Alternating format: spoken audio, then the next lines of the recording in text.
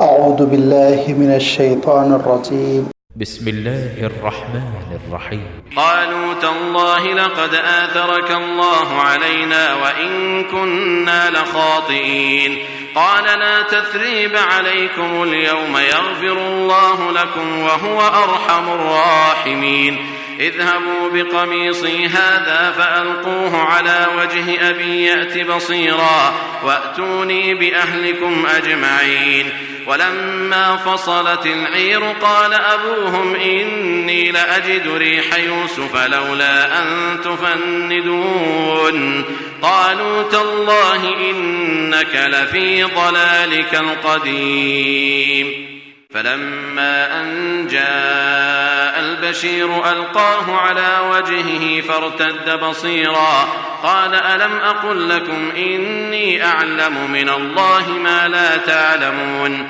قالوا يا أبانا استغفر لنا ذنوبنا إنا كنا خاطئين قال سوف أستغفر لكم ربي إنه هو الغفور الرحيم فلما دخلوا على يوسف آوى إليه أبويه وقال ادخلوا مصر إن شاء الله آمنين ورفع أبويه على العرش وخروا له سجدا وقال يا أبت هذا تأويل رؤياي من قبل قد جعلها ربي حقا وقد أحسن بي إذ أخرجني من السجن وجاء بكم من البدو من بعد أن نزغ الشيطان بيني وبين إخوتي إن ربي لطيف لما يشاء إنه هو العليم الحكيم رب قد آتيتني من الملك وعلمتني من تأويل الأحاديث فاطر السماوات والأرض أنت ولي في الدنيا والآخرة توفني مسلما وألحقني بالصالحين. صدق الله العظيم. الحمد لله رب العالمين والصلاة والسلام على سيد المرسلين وعلى آلہ واصحابہ اجمعین اما بعد. سورہ یوسف کی یہ 10 آیتیں ہیں جن کی ابھی آپ کے سامنے تلاوت کی گئی. ان آیتوں کا سلسلہ شروع ہو رہا ہے آیت نمبر 91 سے اور یہ سلسلہ ختم ہو رہا ہے آیت نمبر 101 پر. اور اس طرح حضرت یوسف علیہ السلام کا وہ واقعہ جو اس سورت کے شروع سے چلا آ رہا ہے وہ اختتام پذیر ہوا. ان آیتوں میں آخری مرحلے کا اللہ تعالیٰ نے تذکرہ فرمایا جس میں حضرت یوسف علیہ السلام کے خواب کی تعبیر پوری ہوئی. وہ خواب جو بچپن میں حضرت یوسف علیہ السلام نے دیکھا تھا جس کا تذکرہ اپنے والد ماجد حضرت یعقوب علیہ السلام سے کیا تھا جس میں حضرت یوسف علیہ السلام نے یہ دیکھا تھا کہ 11 ستارے چاند اور سورج ان کے لیے سجدہ ریز ہوئے جا رہے ہیں. حضرت یعقوب علیہ السلام نے اس موقع پہ فرمایا تھا کہ دیکھو بیٹے خواب ہر ایک کے سامنے بیان نہ کرنا کیونکہ اس بات کا امکان ہے کہ شیطان اور ابلیس وہ تم کو تکلیف پہنچائے, حسد کا ماحول برپا کر دے. وہ تو انسان کا کھلا ہوا دشمن ہے, لہذا احتیاط کرو, خواب سب کے سامنے بیان نہ کرو. لیکن ایسا لگتا ہے کہ خواب حضرت یوسف علیہ السلام کا وہ خود حضرت یوسف علیہ السلام کے بھائیوں کے سامنے آیا. جو 10 بڑے بھائی تھے انہوں نے ایک سازش کی, حضرت یعقوب علیہ السلام سے اجازت لے کر حضرت یوسف علیہ السلام کو جنگل لے گئے. جنگل لے جانے کے بعد ایک اندھیرے کنویں میں حضرت یوسف علیہ السلام کو ڈال دیا. ان کی عمر 7 سال تھی. حضرت یوسف علیہ السلام کنویں میں 3 دن محصور رہے, یہاں تک کہ قافلہ آیا اور اس قافلے نے ڈول ڈالا، حضرت یوسف علیہ السلام نکل پڑے اور آپ کو یہ قافلہ لے گیا، اور کنعان جو ملک شام کا قدیم نام ہے، پہلے یہ کنعان کہلاتا تھا، پھر ملک شام، اب تو اس کے بھی کئی حصے ہو گئے، آپ جانتے ہیں۔ یہ وہ علاقے ہیں جو فلسطین کے آس پاس پڑتے ہیں۔ یہاں سے حضرت یوسف علیہ السلام کو نکال کر قافلہ لے گیا مصر، اور مصر میں انہوں نے حضرت یوسف علیہ السلام کو نیلام کر دیا۔ اللہ تعالیٰ ارشاد فرماتے ہیں قافلے والوں کو صرف چند ٹکوں سے دلچسپی تھی، حضرت یوسف علیہ السلام کی شخصیت کو جان اور پہچان نہیں سکے، لہذا حضرت یوسف علیہ السلام کی قیمت لگا دی، اور وہ قیمت مصر کی ایک بڑی شخصیت جن کے بارے میں اللہ تعالیٰ نے عزیز مصر کا لفظ استعمال فرمایا، جن کو مصر میں کنٹرول تھا، غلبہ تھا، قابو تھا، انہوں نے خریدا۔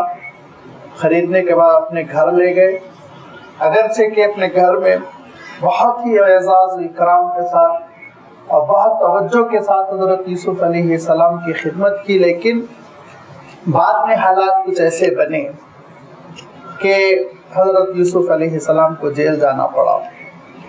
اس وقت حضرت یوسف علیہ السلام کی عمر 21 سال ہو چکی تھی، اور عزیز مصر کی بیوی یہ چاہتی تھی کہ حضرت یوسف علیہ السلام اس کی خواہشوں کی تکمیل کریں۔ حضرت یوسف علیہ السلام پاک دامنی پر، تقوی پر ڈٹے رہے، جس کی وجہ سے جیل کی سزا سنائی گئی، اور اس میں وہ خواتین کا واقعہ بھی ہوا جو حضرت یوسف علیہ السلام کا حسن و جمال دیکھنے کے لیے جمع ہوئی تھی، اور جنہوں نے ہاتھوں پہ چھریاں پھیر لی۔ یوسف علیہ السلام جیل میں پہنچے، وہاں 2 قیدیوں سے واسطہ پڑا، اور پھر 2 قیدیوں میں سے ایک کو سزا ہوئی، ایک آزاد ہوا، بادشاہ کی خدمت پر مامور رہا، یہاں تک کہ 9 سال گزر گئے، اور بادشاہ ایک خواب مستقل دیکھنے لگا، اور وہ خواب یہ تھا کہ 7 دبلی پتلی گائیں ہیں جو 7 موٹی تازی گائے کو ٹکڑے ٹکڑے کر کے کھا رہی ہیں، جیسے کہ درندہ کھاتا ہے، جیسے شیر کھاتا ہے، جیسے چیتا کھاتا ہے، اس انداز میں نوچ نوچ کے وہ کھا رہی ہیں۔ لہذا بادشاہ کو یہ خواب بڑا عجیب و غریب لگتا تھا، اور پھر اس میں ایک منظر اور بھی دکھایا گیا تھا، اور وہ منظر یہ کہ کچھ کھیت کی بالیاں ہیں، 7 بالیاں ہری بھری ہیں، 7 بالکل سوکھی ہوئی خشک۔ چنانچہ وہ اپنے درباریوں سے خواب بتاتا ہے، اور درباری کوئی بھی تعبیر نہیں بتا پاتا، یہاں تک کہ وہ جو جیل میں قیدی حضرت یوسف علیہ السلام کے ساتھ تھے اور آزاد ہوئے تھے اور بادشاہ کی خدمت پر مامور تھے، ان کو یاد آیا کہ جیل میں ایک ایسی شخصیت بھی ہے جو خواب کی تعبیر بہت اچھی بیان کرتی ہے، لہذا انہوں نے کہا مجھے اجازت دیجئے میں جاتا ہوں، اور یوسف علیہ السلام سے انہوں نے تعبیر پوچھی۔ حضرت یوسف علیہ السلام نے تعبیر بھی بتلائی، تدبیر بھی بتلا دی، بادشاہ متاثر ہوا، حضرت یوسف علیہ السلام کو محل بنانے کی دعوت دی۔ حضرت یوسف علیہ السلام نے معاملے کی تحقیق کروا لی، پھر اس کے بعد حضرت یوسف علیہ السلام محل پہنچ گئے، اور محل میں جب بادشاہ نے حضرت یوسف علیہ السلام سے گفتگو کی، بہت متاثر ہوا، اور اس نے کہا آپ مملکت سنبھال لیں، آپ بازدور سنبھال لیں اس حکومت کی۔ حضرت یوسف علیہ السلام نے انکار کیا، اور صرف اس قدر اکتفا کیا، اتنے ہی پر اکتفا کیا کہ اب جو قحط کے سال آنے والے ہیں اس میں راشن اور غلے کی بڑی مصیبت ہوگی، لہٰذا مجھے صرف جو اسٹورز ہیں ملک کے، خزانے جو ہیں ان کا انچارج بنایا جائے تاکہ ملک میں صحیح تقسیم ہو سکے۔ پھر اس کے بعد حضرت یوسف علیہ السلام نے اس ملک کے اس انتظام کو سنبھالا، یہاں تک کہ 7 سال بڑے اچھے گزرے بارش کے، اس کے بعد دھیرے دھیرے 7 سال قحط کے شروع ہوئے۔ دوسرا تیسرا سال تھا کہ حضرت یوسف علیہ السلام کے 10 بھائی حاضر ہوئے، ان کو پورا غلہ دیا، اور اپنے چھوٹے بھائی بنیامین کو بلایا، اور پھر اس کے بعد کا چوتھا سال تھا کہ وہ بنیامین کو لے کر آئے، اور اللہ تعالیٰ کی جانب سے اشارہ ہوا کہ بنیامین کو روکا جائے، اور وہ اشارہ اس طور پر ہوا کہ کھانا نکالا گیا۔ حضرت یوسف علیہ السلام نے کہا کہ یہ قافلہ آیا ہے بہت دور سے، پہلے ان کو کھانا وانا کھلا دو، بعد میں ان کو غلہ وغیرہ دیا جائے. تو کھانے کی ترتیب یہ تھی کہ ایک ڈش یا جو بھی ایک چیز تھی اس میں 2 کو شیئر کرنا تھا. تو 10 بھائیوں نے آپس میں فوراً ہی اس طرح ترتیب بنا لی کہ بنیامین کے ساتھی کوئی نہ رہے. وہ 11ویں جو تھے وہ اکیلے بیٹھے رہ گئے. اور حضرت یوسف علیہ السلام دیکھتے ہیں کہ ان کی آنکھیں آنسوؤں سے ڈبڈبا گئی. ان کی آنکھیں آنسوؤں سے ڈبڈبائی ہوئی ہے. تو پوچھا کہ کیا معاملہ ہے, آپ کیوں نہیں کھاتے؟ تو کہا دیکھیے ان 10 نے شیئر کر لیا آپس میں. میرا بھی ایک بھائی تھا, اگر باقاعدہ حیات ہوتا تو آج میں اس کے ساتھ شیئر کرتا. میں آج اس کو یاد کر رہا ہوں, مجھے اکیلا چھوڑ دیا. تو حضرت یوسف علیہ السلام نے کہا ٹھیک ہے, ایک کام یہ کرتا ہوں, میں تمہارے ساتھ شیئر کرتا ہوں, میں اور تم مل کر کھائیں گے, کیسا رہے گا؟ تو کہا تجویز تو بہت اچھی ہے, آپ کے ساتھ مل کر کھانا یہ تو میرے لیے بہت سعادت کی بات ہے, لیکن بہرحال بن یعقوب کی, یعقوب کے بیٹے کی تو یاد آئے گی نا. وہ جو میرا بھائی تھا وہ تو حضرت یعقوب علیہ السلام کی اولاد سے تھا اور خونی بھائی ہوتا, تو لازمی بات ہے وہ بات الگ ہوتی, لیکن آپ کے ساتھ کھانا بھی بڑے اعزاز کی بات ہے. تو حضرت یوسف علیہ السلام نے کہا کہ تم میرے ساتھ کھاؤ, انشاءاللہ تم کو یعقوب کے صاحبزادے کی جو طلب ہے وہ بھی پوری ہو جائے گی. تو ان کو تھوڑی سی حیرت ہوئی, یہ کیسے کہہ رہے ہیں, یہ بات کیسے کہہ رہے ہیں. لہٰذا حضرت یوسف علیہ السلام کے ساتھ انہوں نے شیئر کیا. دھیرے دھیرے حضرت یوسف علیہ السلام نے مانوس کیا اور اس کے بعد بتلایا کہ دیکھو میں وہی یوسف ہوں جو تم سے جدا ہو گیا. ابھی اس خبر کو پوشیدہ رکھو, وقت آئے گا بتائیں گے ہم. اور بہتر یہ ہے کہ یہ تمہارے ساتھ جو سلوک کرتے ہیں سوتیلا پن کا, اس کا صحیح تدارک یہ ہے کہ تم یہاں رک جاؤ. بنیامین بہت خوش ہوئے, انہوں نے کہا کہ آپ کی تجویز اچھی ہے اور اللہ تعالیٰ کا بھی حکم ہے. لہذا حضرت بنیامین کو روک لیا اور پھر وہ 10 بھائی واپس ہوئے. روکنے کی ایک تدبیر کی, وہ تدبیر اللہ تعالیٰ کی جانب سے حضرت یوسف علیہ السلام کے ذہن میں ڈالی گئی. کذالک کدنا لیوسف, اللہ تعالیٰ خود ارشاد فرماتا ہم نے تدبیر بتلائی یوسف کو, اور وہ یہ کہ وہ پیالہ ایک چھپایا گیا اور اعلان کیا گیا ایک قافلے والوں ایک چیز چوری ہو گئی اور اس کی تلاشی ہوگی, اس کے بغیر تمہارا قافلہ آگے نہیں بڑھ سکتا. بڑے بھائی سے سامان کی تلاشی شروع ہوئی اور 11ویں نمبر پہ بنیامین کی باری آئی اور ان کے تھیلے میں سے, سامان میں سے وہ سونے کا پیالہ نکلتا ہے.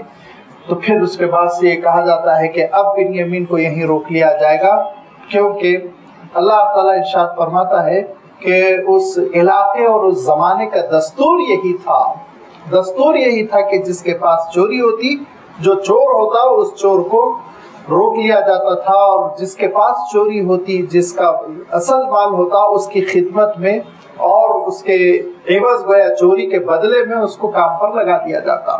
چنانچہ بنیامین کو حضرت یوسف علیہ السلام نے روک لیا. اب جب بنیامین کو روکا تو سب سے بڑے بھائی جو یہوذا جو تھے, ان کو یہ بہت احساس ہوا کہ یوسف علیہ السلام کے سلسلے میں بھی والد ماجد کو تکلیف ہوئی تھی, اب بنیامین کے معاملے میں وہ چھوڑ نہیں رہے تھے, قسم کھا کے ہم لے کر آئے. لہذا انہوں نے کہا کہ میں تمہارے ساتھ نہیں چلوں گا, تم جاؤ اور ابا کے پاس جا کے کہنا کہ ابا ہم نے قسم تو کھائی تھی لیکن ہمارا اپنا علم وہ محدود علم تھا, ہم اس سے زیادہ نہیں جانتے تھے کہ بنیامین کی حفاظت کی جائے گی, کوئی حملہ نہیں ہونے دیں گے, کوئی جانور اور کوئی ڈاکو ان کے اوپر حملہ کرے روک لے, یہ نہیں ہونے دیں گے. لیکن ہم کو یہ کہاں معلوم تھا کہ یہ چوری کا کیس ہو جائے گا. لہذا اب 9 بھائی واپس لوٹتے ہیں اور حضرت یعقوب علیہ السلام سے یہ کہتے ہیں کہ ہم گئے اور ہمارے ساتھ یہ حادثہ ہوا اور بنیامین نے چوری کی, ان ابن کا سرق, آپ کے بیٹے نے چوری کر لی. لازمی بات ہے ہم کو اس بات کی تو توقع نہیں تھی. ان کا لب و لہجہ دیکھیے کہ انہوں نے یہ نہیں کہا بنیامین نے چوری کی, انہوں نے یہ نہیں کہا ہمارے چھوٹے بھائی نے چوری کی, انہوں نے کہا تو کیا کہا ان ابن کا سرق, ابا آپ کے بیٹے نے چوری کی. بے نیازی دوری کی سی کیفیت جس سے آپ اندازہ کر سکتے ہیں کہ ان کی مینٹلٹی کیا تھی. لہذا حضرت یعقوب علیہ السلام نے کہا کہ بیٹو مجھے معلوم ہے کہ بنیامین چوری نہیں کر سکتا, لیکن بہرحال بل سولت لکم انفسکم امرا فصبر جمیل, میں صبر کروں گا. میں صبر کروں گا، میں سمجھتا ہوں یہ اللہ تعالیٰ کی جانب سے آزمائش ہے۔ ضعیفی کا عالم ہے، اور حضرت یعقوب علیہ السلام کی عمر 90 سال سے متجاوز ہو چکی ہے، اور عالم یہ ہے کہ ہر وقت حضرت یوسف علیہ السلام کو یاد فرماتے ہیں تو آنکھوں سے آنسو نکل پڑتے ہیں، اور کثرت سے آنسو نکلنے کی وجہ سے بینائی متاثر ہو چکی ہے، آنکھیں سفید ہو چکی ہے، اور انتہائی کمزوری کا زمانہ ہے، اور قحط کا عالم یہ ہے کہ لوگ کھانے کے لیے ترس رہے ہیں، دانے دانے کے لیے ترس رہے ہیں، سارے ملک کا عالم بگڑا ہوا ہے، اور دھیرے دھیرے جو کچھ غلہ لائے تھے تھوڑا بہت وہ غلہ بھی ختم ہو چکا ہے۔ اور پھر حضرت یعقوب علیہ السلام اپنے بیٹوں کو جمع کرتے ہیں، اور اپنے صاحبزادوں کو جمع کرنے کے بعد ایک وعظ ارشاد فرماتے ہیں، اور یہ کہتے ہیں دیکھو کبھی اللہ کی رحمت سے مایوس نہیں ہونا۔ لا تیأسوا من روح اللہ، روح کہتے ہیں راحت پہنچانے کی صلاحیت، اطمینان اور حالات کو نارمل کرنے کی صلاحیت۔ تو کہا دیکھو اللہ تعالیٰ حالات کو نارمل کر سکتا ہے، پھر وہ تم کو راحت دے سکتا ہے، آزمائش سے وہ نجات دے سکتا ہے، کبھی اس کی مدد سے، اس کی نصرت سے، اس کی تائید سے مایوس نہیں ہونا۔ انہ لا ییأس من روح اللہ الا القوم الکافرون، یہ اہل کفر ہوتے ہیں جو اللہ کی رحمتوں سے مایوس ہوتے ہیں۔ اہل ایمان کبھی اللہ کی رحمتوں سے مایوس نہیں ہوتے، وہ ہمیشہ اللہ تعالیٰ کی رحمتوں سے لو لگائے بیٹھے رہتے ہیں۔ سارے انبیاء علیہ الصلوۃ والتسلیم کی یہی تعلیم اللہ کے رسول صلی اللہ علیہ وسلم کی، کہ حالات چاہے جتنے خطرناک ہو جائیں اللہ پر بھروسہ رکھو، اللہ تعالیٰ پر اطمینان کے ساتھ توکل کرو، وہ حالات کو ٹھیک کر دے گا۔ دھیرے دھیرے آگے حضرت یوسف علیہ السلام نے یہ ارشاد فرمایا کہ اللہ تعالیٰ بہت ہی لطف کے ساتھ اور اللہ تعالیٰ بہت نزاکت کے ساتھ، اللہ تعالیٰ بڑی خاموشی کے ساتھ حالات کو قابو میں لاتا ہے، انسان اس کو محسوس نہیں کر سکتا۔ انسان ظاہری حالات کو دیکھتے ہوئے مایوس ہو جاتا ہے، اور یہ سمجھتا ہے کہ اب میرے حق میں نتیجہ نہیں نکل سکتا، یہ انسان کی اپنی کم علمی ہوتی ہے۔ اللہ کے رسولوں نے یہ تعلیم دی کہ ہمیشہ اللہ تعالیٰ پہ توکل و بھروسہ کیا کرو۔ آپ صلی اللہ علیہ وسلم کا عالم یہ ہے کہ مکہ مکرمہ کی شدید مخالفتوں کے بعد، اور گزشتہ رات قتل کی سازش کی گئی تھی، اور 10 لوگ دروازے پہ کھڑے ہوئے تھے کہ تہجد کے لیے اللہ کے رسول صلی اللہ علیہ وسلم جیسے ہی باہر تشریف لائیں گے وہ 10 قاتلانہ حملہ کریں گے، لیکن اللہ تعالیٰ نے حفاظت فرمائی اور ہجرت کا حکم ہوا۔ اللہ کے رسول صلی اللہ علیہ وسلم چل پڑے۔ یہاں مکہ مکرمہ میں اعلان ہو گیا کہ محمد کو صلی اللہ علیہ وسلم زندہ مردہ جو بھی پکڑ کر لائے گا اس کو 100 اونٹ کا انعام دیا جائے گا۔ 100 اونٹ اس زمانے میں بہت بڑا انعام ہوتا تھا، بہت بڑی دولت ہوتی تھی۔ چنانچہ آپ صلی اللہ علیہ وسلم کے تعاقب میں اچھے لوگ نکل پڑے ادھر ادھر، اور یہاں تک کہ اللہ کے رسول صلی اللہ علیہ وسلم غار ثور میں تشریف فرما ہے، اور اس موقع پر ایک گروپ آپ صلی اللہ علیہ وسلم کے قریب تک پہنچ گیا۔ انہوں نے پہاڑ کی جو طے ہوتی ہے، وادی ہوتی ہے، اس میں اونٹوں کی مینگنیاں دیکھی، اور ان کو یقین ہو گیا کہ یہاں ضرور کوئی نہ کوئی ہوگا، لہذا وہ پہاڑ پہ چڑھے ہوئے ہیں۔ سچویشن یہ ہے کہ حضرت ابوبکر صدیق رضی اللہ تعالیٰ عنہ فرماتے ہیں کہ اللہ کے رسول اگر یہ لوگ بیٹھ جائیں اکڑو تو ہم نظر آ جائیں گے۔ غار کا جو سوراخ ہے وہ چھوٹا سا ہے، جس کی وجہ سے کھڑے ہونے کی وجہ سے ان کے گھٹنوں تک سوراخ پہنچا ہوا ہے اور ان کو نظر نہیں آ رہا۔ وہ اطراف میں گھوم گھوم کے دیکھ رہے ہیں کہ کوئی نظر تو نہیں آ رہا۔ اگر وہ بیٹھ جائے تو پھر سیدھا غار کے اندر نگاہ پڑے گی اور یہ ہر دو حضرات نظر آ جائیں گے۔ لیکن اللہ کے رسول صلی اللہ علیہ وسلم کس توکل اور کس اطمینان کے ساتھ یہ فرماتے ہیں لا تحزن ان اللہ معنا۔ ابو بکر گھبرانے کی ضرورت نہیں، اللہ تعالیٰ ساتھ ہے، وہ حالات کو سدھارتا ہے، وہ مدد فرماتا ہے، وہ کشادگی پیدا فرماتا ہے، اور وہ مسائل مصیبتوں اور الجھنوں سے انسان کو نجات دیتا ہے۔ اس پہ بھروسہ رکھو۔ یہی کیفیت حضرت یوسف علیہ السلام کی اور یہی کیفیت حضرت یعقوب علیہ السلام کی۔ سب کچھ سمجھایا، سمجھانے کے بعد کہا اب پھر سفر کرو، اب پھر سفر کرو اور जाओ और जाकर अजीज मिस्र से कहो कि जो तकसीम कर रहे हैं गल्ला वगैरह, उनसे ये कहो कि हम लोग बहुत परेशान हाल हैं, लिहाजा हमारी मदद की जाए।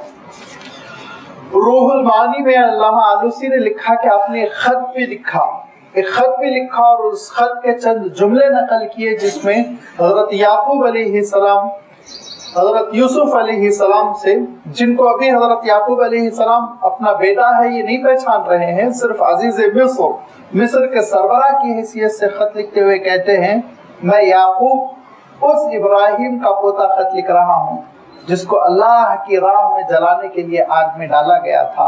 मैं उसी खानवादे का फर्द फरीद हूँ और तुम्हारे दरबार में मेरे लड़के आ रहे हैं और हम बहुत मुसीबत से दो चार हैं, हमारे घर खाने के लिए कोई चीज नहीं, लिहाजा जो मुनासिब मामला हो वो किया जाए। हजरत यूसुफ अलैहिस्सलाम ने एक तरफ अपने वालिद माजिद का एक खत देखा, वो उसी पे आबदीदा हो गए। दूसरी तरफ हजरत याकूब अलैहिस्सलाम के साहिबजादे हैं कि लाइन से खड़े हुए हैं और वो क्या कह रहे हैं, फलम्मा दखलू अलैहि क़ालू या अय्युहल अज़ीज़, ऐ सरबराह मिस्र, ऐ अजीज मिस्र, मस्सना व अहलना दुर्र, हमारे घर वालों को, हमको, हमारे खानवादे को, हमारे बाल बच्चों को बहुत मुसीबत ने आ दबोचा, बहुत हम परेशान हैं, मुसीबत ज़दा है, हमारे पास कुछ है नहीं, वजीना बिबदातिन मुज़जातिन, हम मामूली कीमत लेकर आए हैं। देखो ये अंगेठी है, ये भगोना है, ये कफगीर है, ये रिकाबी है, ये हम बतौर कीमत लेकर आए हैं, इसको हम बेचना चाहते हैं, इसको आप बतौर कीमत कबूल कर लीजिए। न सोना है, न अशरफी, न जवाहिर है, न सिक्के है, कुछ नहीं है, यही मामूली सी कीमत है जो हम आपकी खिदमत में पेश कर रहे हैं, इसको आप कबूल फरमाएं। और हम जानते हैं ये चीजें कीमत नहीं बन सकती, ये अगर नहीं हो तो कीमत नहीं बन सकती, ये तो पुरानी है, 20 साल की घिसी हुई है, ये कीमत नहीं बन सकती, लिहाजा तसद्दक अलैना, आप सदका करिए, हमको खैरात दीजिए, हम भीख मांगने के लिए आए हैं। तो एक तरफ हजरत याकूब अलैहिस्सलाम का वालिद माजिद का खत, दूसरी तरफ खानवादे इब्राहिम के ये साहिबजादे लाइन लगाए हुए खड़े हुए। कौन है ये लोग? हजरत याकूब अलैहिस्सलाम के साहिबजादे, हजरत इसहाक अलैहिस्सलाम के पोते, हजरत इब्राहिम खलीलुल्लाह के परपोते लाइन लगा के खड़े हुए कह रहे हैं कि हम पर कुछ सदका कीजिए, इन्नल्लाह यज्जिल मुतसद्दिकीन, सदका करने वालों को अल्लाह ताला बहुत अता करता है, बड़ी अच्छी जज़ा देता है। तड़प गए हजरत यूसुफ अलैहिस्सलाम और रो पड़े और कहा, क़ाल हल अलिमतुम मा फ़अलतुम बियूसुफ, यूसुफ के साथ तुमने क्या किया, आज याद है तुमको? अब ये कहना था हजरत यूसुफ अलैहिस्सलाम का कि वो जवाब में कह पड़े कि आप ही यूसुफ होंगे, क्योंकि यूसुफ का मामला वो तो सिर्फ हम भाई जानते हैं, अब्बा नहीं जानते, बादशाह मिस्र कैसे जानेगा, लिहाजा आप ही होंगे यूसुफ, जिस वजह से आप इन हालात से वाकिफ है। तो हजरत यूसुफ अलैहिस्सलाम ने कहा, हाँ मैं यूसुफ हूँ। और ये देखो बिन्यामीन भी है महल में मौजूद, उनको भी बुलाया और कहा कि तुम लोगों ने बड़ी गलती की थी, अतमन्नल्लाहु अलैना, लेकिन अल्लाह ताला ने हमारे साथ एहसान का मामला फरमाया।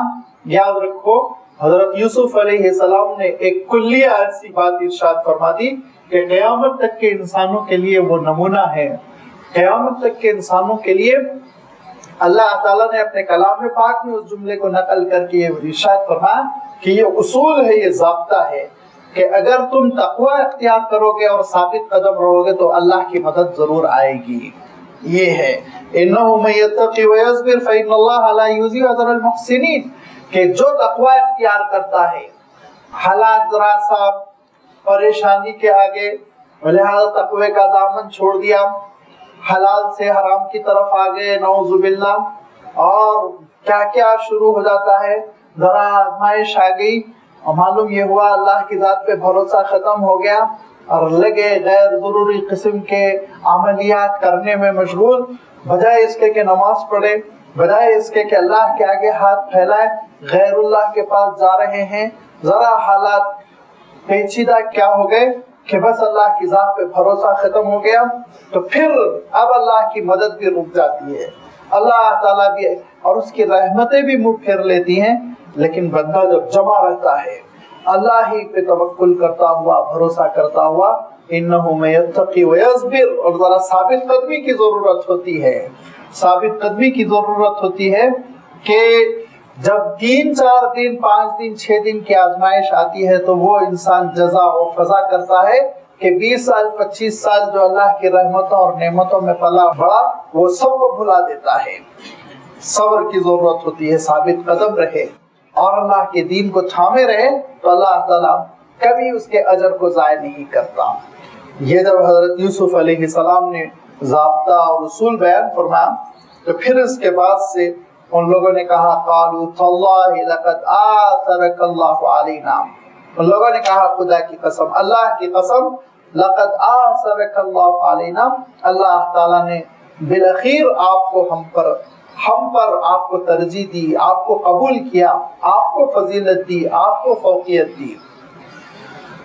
ہم بہت سمجھ رہے تھے کہ کسی طرح آپ کو شہید کر دیں گے، ختم کر دیں گے، اور مارے جلسی کے ہماری کوشش تھی کہ آپ کا کام تمام کر دیا جائے، قصہ ختم ہو جائے اور ہم مقبول ہو جائے، ہم کو شہرت مل جائے، ہم کو ابا کی وراثت مل جائے، ہم کو دولت مل جائے، لیکن یہ سب کچھ نہیں ہو سکا۔ اللہ کا فیصلہ پورا ہوا، اور اللہ کا فیصلہ یہ کہ آپ مقبول ہوئے اللہ کے پاس، اس نے آپ کو قبول فرمایا، آپ کو ترجیح دی، آپ کو اس نے ہم پر فضیلت دے دی۔ قالوا تاللہ، اللہ کی قسم، لقد آثرک اللہ علینا، اللہ نے آپ کو ہم پر ترجیح دے دی، وَإِن كُنَّا لَخَاطِئِينَ، ہم خطا کار تھے، غلطی پر تھے، ہم یہ سمجھ نہیں سک رہے تھے کہ کیا ہونے والا ہے، بلا وجہ ہم حسد کے شکار ہو گئے تھے۔ انسان کے اندر جب حسد کے جذبات پروان چڑھنے لگے تو فوراً جس سے وہ حسد کر رہا ہے ان کے سلسلے میں وہ دعا کرنا شروع کر دے کہ اللہ آپ جو عنایت فرمانا چاہتے ہیں وہ آپ عنایت فرمائیں، لیکن اے اللہ میرے ساتھ بھی آپ خیر کا معاملہ فرمائیں، مجھے بھی آپ نعمتیں دیں۔ کسی کی نعمتوں کے زوال کی کبھی تمنا نہیں کرنی چاہیے کہ اس سے اللہ تعالیٰ چھین لے، اس کو مصیبت میں ڈال دے۔ یہاں سے پھر انسان بگڑنے لگتا ہے اور ابلیس کے راستے پر چلتا ہے، اور پھر وہ کرتا ہے جو قابیل نے حابیل کے ساتھ کیا، اپنے بھائی کو قتل کر ڈالا، اور یہی وہ حرکت ہوئی جو حضرت یعقوب علیہ السلام کے ان صاحبزادوں سے سرزد ہوئی کہ حضرت یوسف علیہ السلام کو قتل کرنے کی کوشش کی۔ ان لوگوں نے اعتراف کیا وَإِن كُنَّا لَخَاطِئِينَ، ہم خطا کار تھے، ہم سے غلطی ہوئی، ہم حقیقت نہیں سمجھ سکے۔ لہذا جب انہوں نے اعتراف کیا تو حضرت یوسف علیہ السلام فرماتے ہیں قال لا تثریب علیکم اليوم، آج تم پر کوئی لان تان نہیں، ہم کوئی تم کو نہ ڈانٹیں گے، نہ فہمائش کریں گے، نہ سرزنش کریں گے، کچھ نہیں، بلکہ لا تثریب علیکم اليوم، کسی قسم کا تم پر کوئی آج لان تان کا معاملہ نہیں ہوگا۔ یغفر اللہ لکم، اللہ تعالیٰ تمہاری مغفرت فرمائے گا، وہو ارحم الراحمین، وہ تو بہت رحم کرنے والا ہے۔ اس کے رحم کا عالم یہ ہے وہ اپنے بندوں پر اتنا مہربان ہے، اتنا مہربان ہے کہ ہر صبح اس کی رحمتوں کا یہ اعلان ہوتا ہے۔ کہاں ہے رات میں گناہ کرنے والے، صبح توبہ کر لے، آ جائیں اپنے رب کی رحمتوں کو پالے۔ ہر شام اس کی رحمتوں کا اعلان ہوتا ہے۔ کہاں ہے دن بھر گناہوں میں پڑے رہنے والے، توبہ کر لے، اس کی رحمتوں کو حاصل کر لے۔ وہ ارحم الراحمین، رحم کا جو تصور ہو سکتا ہے، اس تصور کی جو آخری حد ہو سکتی ہے، وہ آخری حد پروردگار کے پاس ہے، اللہ تعالیٰ کے پاس ہے۔ اس کا عالم یہ ہے کہ ارشاد فرمایا کہ اللہ کے رسول صلی اللہ علیہ وسلم فرماتے ہیں کہ اس نے اپنی مہربانی اور اپنے رحمتوں کے حصے کرنے کے بعد 99 حصے اپنے پاس رکھے، 99%، اور فرمایا ایک حصہ پوری مخلوق میں تقسیم کیا۔ فرمایا وہ ایک ہی حصہ جو تقسیم ہوا ہے نا، وہی ساری ماؤں کو بھی ملا، اور فرمایا وہی مویشیوں کی ماں کو بھی ملا کہ پھر اس کے اندر مویشی ہے، جانور ہے، بے زبان ہے، بغیر عقل کے ہے، لیکن اس کے اندر ایسی ممتا پھر کھڑک اٹھتی ہے، جاگ اٹھتی ہے کہ وہ اپنے پیروں کے کھر سے اپنے بچوں کو بچاتی رہتی ہے۔ فرمایا آپ اندازہ کرو کہ مخلوق پہ اللہ تعالیٰ نے 1% رحمت تقسیم کی، اور اس 1% رحمت کے کروڑ حصے ہوئے، اور ایک حصہ ایک جانور کو ملا تو اس کے اندر اتنا شعور، تو لازمی بات ہے 99% جو رحمت رب العالمین کے پاس ہے تو اس کی کیا کیفیت ہوگی، ایک جوش ہے اس کی رحمت میں. اسی لیے ارشاد فرمایا بسم اللہ الرحمن، پہلے الرحمن رکھا، رحمتوں میں جوش ہے. کیونکہ جب کبھی صیغہ فعلان کا آتا ہے تو اس میں جوش کا مفہوم ہوتا ہے، کثرت کا مفہوم ہوتا ہے، زیادتی کا مفہوم ہوتا ہے. اور جب کبھی فعیل کا صیغہ آتا ہے الرحیم تو اس میں پھر پائیداری کا مفہوم ہوتا ہے، کنٹینیوسلی جو چیز جاری رہے گی، استمرار جس میں رہے گا وہ مفہوم ہوتا ہے. تو وہ رحمان بھی ہے، رحیم بھی ہے. کیونکہ عام طور پر ہوتا یہ ہے کہ جس چیز میں جوش ہوتا ہے وہ چیز اتنی ہی جلدی ختم ہو جاتی ہے. غالیان کہتے ہیں اس وقت جب کہ ہانڈی خوب پک رہی ہو اور اس میں خوب جوش ہو پانی میں. لازمی بات ہے جیسے ہی آپ چولہا بجھا دیں گے جوش اس کا خود بخود ختم ہو جائے گا. غضبان کہتے ہیں اس کو جو بہت غصے سے بے قابو ہے، لیکن لازمی بات ہے جیسے ہی مسئلہ حل ہو جائے گا اس کا غصہ کافور ہو جائے گا. عطشان کہتے ہیں اس کو جو پیاس سے مرا جا رہا، پیاس سے بے قابو ہو رہا ہو، لیکن آپ ایک گلاس پانی پلا دیں گے تو عطشان کی صفت ختم ہو جائے گی. یہ جو وزن ہے، یہ وزن کی ایک یعنی اس میں ایک چیز یہ ہوتی ہے کہ جلدی ختم ہونے کا امکان ہوتا ہے. اسی لیے جب اللہ تعالیٰ نے یہ فرمایا کہ الرحمن تو فوراً یہ ارشاد فرمایا الرحیم. غلط فہمی میں نہ پڑو، اس کی رحمتیں فوراً ٹھنڈی ہو جانے والی، ختم ہو جانے والی ایسا نہیں ہے. الرحیم جاری رہنے والی ہے، نہ ختم ہونے والی ہے، برقرار رہنے والی ہے، پائیداری ہے، اس میں ہمیشگی ہے، ہر دو ہے. اس کی رحمتوں میں جوش بھی ہے اور اس کی رحمتیں ہمیشہ رہنے والی بھی ہے. لہذا وہ ارحم الراحمین، بہت رحم کرنے والا ہے. اور چاہے جتنا بندہ گناہگار ہو جائے اور اپنے بھائی کے خون سے اپنے ہاتھوں کو کیوں نہ رنگ لے، لیکن توبہ کر لے تو توبہ کے دروازے کھلے ہوئے. تم لوگ توبہ کرو، پھر اللہ سے رجوع کرو، انشاءاللہ اللہ تعالیٰ معاف فرما دے گا. اس کے بعد دوسری بات حضرت یوسف علیہ السلام فرماتے اذهبوا بقمیصی ھذا، یہ میرا کرتا اور یہ قمیص لے لو اور لے کر جاؤ. فالقوه علی وجه ابی یأتی بصیرا، اور اس کو لے جانے کے بعد میرے والد ماجد کے چہرے پر ڈال دو، انشاءاللہ ان کی بصارت آ جائے گی. دیکھنا جو بینائی کمزور ہو گئی وہ ختم ہو جائے گی، بینائی پھر تازہ ہو جائے گی، بینائی دوبارہ آ جائے گی. وَأْتُونِي بِأَهْلِكُمْ أَجْمَعِينَ، اپنے پورے خاندان والوں کو تم لے کر آ جاؤ، اپنے پورے خاندان کے کنبے کے لوگوں کو لے کر آ جاؤ. تو لازمی بات ہے اس وقت یہ سارے حضرت یعقوب علیہ السلام کے صاحبزادے پورے شادی شدہ تھے، ان کے بال بچے تھے، ان کی بیویاں تھیں، ان کا کنبہ تھا. لہذا حضرت یوسف علیہ السلام نے کہا سب کو لے کر آؤ. وَلَمَّا فَصَلَتِ الْعِيرُ، اب حضرت یوسف علیہ السلام کا کرتا لے کر قافلہ چل پڑا. اور لما فصلت العیر، فصلہ مانے جدا ہونا، ملک مصر سے قافلہ اٹھا، روانہ کیا ہوا، جدا کیا ہوا اس زمین سے. اعلیٰ ابوہم، حضرت یعقوب علیہ السلام جو ان سب کے جد امجد ہے، والد ماجد ہے، وہ کہتے ہیں انی لاجد ریح یوسف، مجھے یوسف کی خوشبو آ رہی ہے، ایسا لگتا ہے جیسے یوسف قریب میں کہیں آ گئے ہیں. حالانکہ حضرت یعقوب علیہ السلام دیکھ نہیں پا رہے ہیں، ضعیفی ہے، کمزوری ہے، لیکن حضرت یعقوب علیہ السلام یہ کہتے ہیں مجھے ایسا لگتا ہے یوسف بہت قریب آ چکے ہیں، ان کی خوشبو سی محسوس ہوتی ہے. لولا ان تفندون، میں کہہ تو رہا ہوں لیکن مجھے اس بات کا اندیشہ ہے کہ تم مجھے پاگل قرار دو گے. تفندون فرد کے معنی اصلاً ہوتے ہیں بہت ضعیف انسان ہو جائے اور اپنی پیرانہ سالی کی وجہ سے اور یادداشت کی کمزوری کی وجہ سے ایسی باتیں کرے جس میں ملاوٹ ہو جاتی ہے عام طور پر ادھر ادھر کی باتوں کی، اور ہم جس کو اردو میں عام طور پہ کہتے ہیں سٹھیا گئے ہیں، بے ضابطے کی بات کر رہے ہیں. تو حضرت یعقوب علیہ السلام کہتے ہیں کہ اگر مجھے اس بات کا اندیشہ نہ ہوتا کہ تم مجھے یہ کہنے لگو کہ یہ سٹیا گئے ہیں، تم یہ کہنے لگو کہ ان کو تو ایک جنون سا ہو گیا ہے، یہ نامعقول قسم کی باتیں کرنے لگے ہیں، یہ الزام دینے کا مجھے اندیشہ نہ ہوتا تو میں کہتا کہ یوسف قریب میں ہیں، یوسف بقید حیات ہے، یوسف مجھ سے پہنچنے والے ہیں.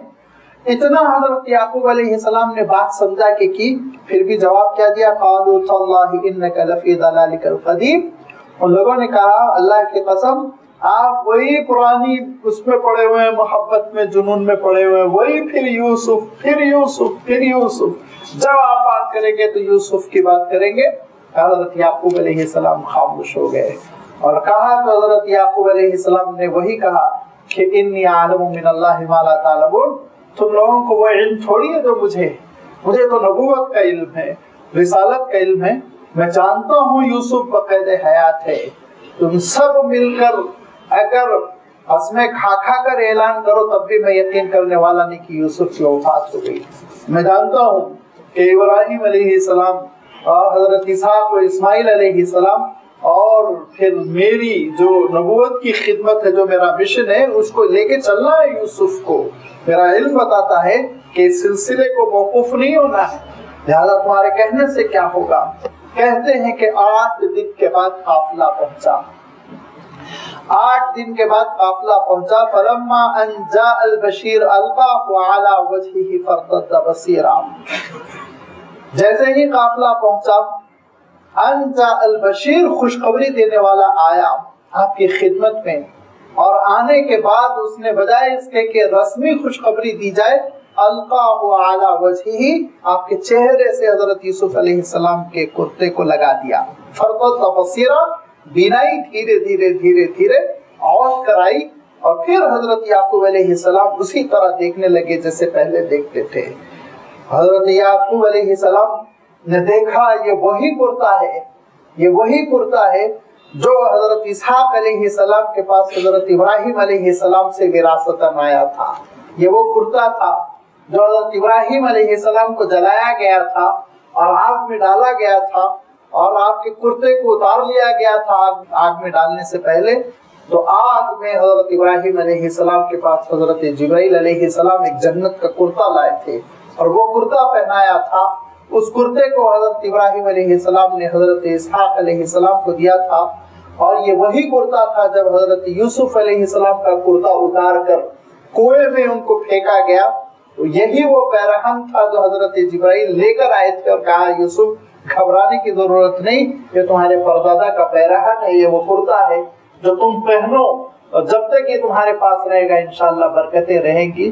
تو اس کرتے کی، اس قمیص کی اہمیت حضرت یوسف علیہ السلام جانتے تھے، لہذا حضرت یوسف علیہ السلام نے فوراً اپنے جسم اطہر پہ سے وہ کرتا اتارا تھا اور روانہ کیا تھا کہ دیکھو یہ لے جاؤ، یہ بہت ہی نورانی قمیض ہے، روحانی قمیض ہے، اس کی بڑی فضیلت ہے، یہ اللہ کے پاس سے نازل ہوئی، اور یہ حضرت یعقوب علیہ السلام کی نگاہوں سے لگا دو تو بس فوراً ان کی بینائی لوٹ کر آئے گی۔ حضرت یعقوب علیہ السلام کی بینائی نارمل ہو گئی، اور اس کے بعد جب دیکھنے لگے تو حضرت یعقوب علیہ السلام نے کہا کہ قال الم اقل لكم انی اعلم من اللہ ما لا تعلمون، لوگوں میں یہ تم سے کہتا آ رہا ہوں کہ مجھے اللہ کی جانب سے وہ علم ملا ہوا ہے جس سے تم محروم ہو، تم نہیں جانتے ہو کیا ہونے والا ہے، میں جانتا تھا کیا ہو رہا ہے، لہذا میں سمجھتا ہوں کہ یوسف بقید حیات ہیں اور یوسف دعوت ابراہیم کو لے کر چلیں گے۔ حضرت یعقوب علیہ السلام نے کہا، اب کہنے کے بعد کہا کہ یوسف کیسے ہے؟ تو لوگوں نے کہا، قافلے والوں نے کہا کہ وہ تو مصر کے حکمراں ہیں۔ تو کہا میں یہ تھوڑی پوچھ رہا ہوں کہ وہ حکمراں ہیں نہیں ہیں، مجھے ان کے ایمان کے بارے میں بتلاؤ، مجھے ان کے اعمال کے بارے میں بتلاؤ۔ تو انہوں نے کہا کہ تقوی کے اعلیٰ معیار پہ ہے، تو کہا یہ ہے ایمان، جس سے مجھے اطمینان ہوا، مجھے دنیا سے کوئی لینا دینا نہیں ہے، یوسف ابراہیم کے مسلک پر ہے کہ نہیں ہے، دین ابراہیم پر ہے کہ نہیں ہے، مجھے یہ خوشخبری دو۔ اور لوگوں نے کہا نہ صرف یہ کہ حضرت یوسف علیہ السلام دین ابراہیم پر ہے، بلکہ وہ دعوت دے رہے ہیں، اس کے دائی ہیں اور اس کے وہ پیغمبر ہیں۔ تو کہا الحمدللہ، اللہ کا شکر ہے کہ اللہ تعالیٰ نے یوسف کو اس دین توحید پر رکھا جو اللہ کا پسندیدہ دین ہے۔ اس کے بعد کہا کہ میں تم کو کچھ انعام دینا چاہتا ہوں، تم اتنی اچھی خوشخبری لے کر آئے ہو، اتنی اچھی خوشخبری تم لے کر آئے ہو، میں کچھ انعام دینا چاہتا ہوں۔ جب بہت اچھی خبر انسان کے پاس پہنچتی ہے تو بے ساختہ انسان مارے خوشی کے جو اچھی ترین چیز ہوتی ہے وہ دے دیتا ہے. اب اندازہ کیجئے کہ ہمارے ماحول میں کسی کا پورا سوٹ کیس غائب ہو گیا ہو, سرٹیفکیٹس غائب ہو گئی ہوں, اچانک وہ لے کر آئے تو جو کچھ ہے اس کے پاس دے دے گا. حضرت کعب کے ساتھ جو ہوا تھا کہ 50 دن کے بائیکاٹ کے بعد جو حضرت کعب کی توبہ قبول ہوئی, سورہ توبہ میں اللہ تعالیٰ نے آیت نازل فرمائی وَعَلَى الثَّلَاثَةِ الَّذِينَ خُلِّفُوا, و 3 جو پیچھے رہ گئے تھے ان کی بھی ہم نے توبہ قبول کر لی. تو ایک صاحب دوڑتے ہوئے حضرت کعب ابن مالک کے پاس گئے اور خبر دی تو حضرت کعب کہتے ہیں میرے پاس ایک ہی جبہ تھا, دوسرا تھا ہی نہیں, ایک ہی جبہ تھا, وہ میں نے ان کو دے دیا کہ بطور انعام لے لو. تم نے اتنی اچھی خوشخبری دی کہ اس کے صلے میں میرے پاس یہ ایک ہی جوڑا ہے جو میں دے سکتا ہوں, اگر دوسرا ہوتا تو وہ بھی دے دیتا. تو حضرت یعقوب علیہ السلام کہتے ہیں کہ بیٹے میرا جی چاہ رہا میں تم کو کچھ انعام دوں, میں تم کو کچھ انعام دوں. اتنی اچھی خبر تم نے سنائی, اتنی اچھی خبر سنائی, ایسی خبر کہ نہ صرف یہ کہ میرا بیٹا چہیتا بیٹا اور جس کو ایک نظر دیکھنے کے لیے میں تڑپ رہا ہوں, وہ نہ صرف یہ کہ باقاعد حیات ہے, نہ صرف یہ کہ وہ مصر کا حکمراں ہے, بلکہ پوری اللہ تعالیٰ کی دین کی دعوت پر ہے, پوری اللہ تعالیٰ کی نمائندگی کر رہا ہے سروئے زمین پر. اتنی اچھی خبر تم نے سنائی, میں کچھ دینا چاہتا تھا لیکن کیا کروں, میرے گھر خود 7 دن سے چولہا نہیں سلگا اور ہم لوگوں نے روٹی کا مزہ نہیں چکا, لہذا میں اب دے سکتا ہوں تم کو تو صرف دعا دے سکتا ہوں, دعا دے سکتا ہوں. چنانچہ روایت میں آتا ہے کہ حضرت یعقوب علیہ السلام نے فرمایا اللہم حوّن علیہ سکرات الموت, اللہ موت کا جو نزع کی کیفیت, سکرات الموت, موت کے وقت کی جو آزمائش ہوتی ہے, اس کے لیے آپ آسان فرما دیں, اس کے لیے آپ آسان فرما دیں. اور کہا اس سے افضل کوئی دعا نہیں ہو سکتی. ہم لوگ تو یہ سمجھتے ہیں سب سے اچھی دعا کیا ہے, ہمارے بڑے کہتے ہیں جیتے رہو, کب تک, 1000 سال 2000 سال, لمٹ تو ہے, ختم تو ہوگا جینا. انبیاء علیہ الصلوۃ والتسلیم کے پاس جینا زیادہ اہم نہیں ہے, خاتمہ بالخیر, خاتمہ بالخیر. ابھی حضرت یوسف علیہ السلام کا یہ ارشاد سامنے آئے گا کہ حضرت یوسف علیہ السلام نے خاتمہ بالخیر کی کیسے تمنا کی. چنانچہ حضرت یعقوب علیہ السلام نے کہا اللہ ان کے لیے آپ سکرات الموت کو آسان کر دے. دعا دی, دعا کا تحفہ دیا. اس کے بعد لوگوں نے کہا قالوا یا ابانا استغفر لنا ذنوبنا انا كنا خاطئین, اے والد ماجد ہمارے لیے آپ دعائے مغفرت فرمائے, ہم نے بڑی غلطیاں کی, ہم نے اپنے بھائی کے خون سے اپنے ہاتھ کو رنگنے کی کوشش کی, ہم نے آپ کے صاحبزادے کو آپ کی نگاہوں سے جدا کیا, ہم نے زیادہ بدتمیزیاں کی اور منمانی کی اور اصرار کیا, ضد ہٹ دھرمی کی. اب جو کچھ ہونا تھا ہو گیا, ہم کو اعتراف ہے اپنی خطاؤں کا, اپنے گناہوں کا, لہذا اب آپ ہمارے لیے استغفر لنا ذنوبنا انا كنا خاطئین, ہمارے گناہوں کی مغفرت کی دعا فرما دے, بے شک ہم خطا کار ہیں. جواب میں حضرت یعقوب علیہ السلام فرماتے قال سوف استغفر لکم ربی, کچھ دیر بعد تمہارے لیے دعائے مغفرت کروں گا. جب ہی نہیں کہا اللہ ان کے گناہ معاف فرما دے.